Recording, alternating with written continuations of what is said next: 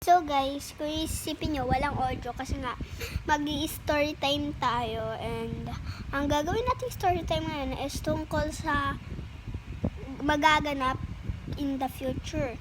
So this is the story time. So, meron lang kaming mga alagang dog doon sa isa naming lote. Dalawa silang dog.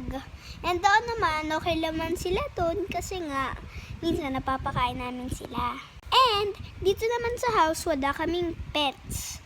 As in, wala kami ditong kahit anong hayop na inaalagaan. Walang manok, walang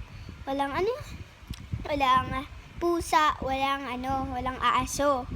So, dahil doon, naisipan ni Papa na mag-alaga kami ng pusa sa bahay. And kung iisipin nyo, parang tungkol lang naman siya sa pusa.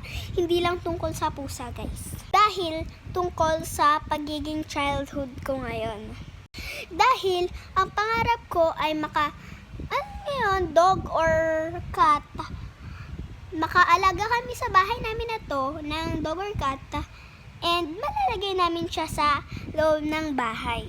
And back to the pusa, si Papa naisipan niyang bumili ng pusa or mag-alaga ng pusa dito sa bahay namin. And I'm excited because sabi ng Papa ko, tuwing araw daw, ilalagay niya daw sa loob ng bahay.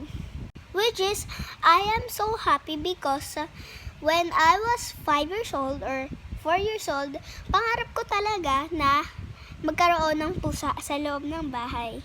Kaso, ilang beses ko na sinabi sa mga magulang ko yon, kaso sabi nila, wag daw. Kasi nga daw, baka daw umihi or magdumi. And buti na lang, si Papa nagdesisyon. So, tuwing umaga daw, ilalagay niya daw dito sa loob ng bahay. Kasi nga guys, madaming daga sa palibot ng bahay namin.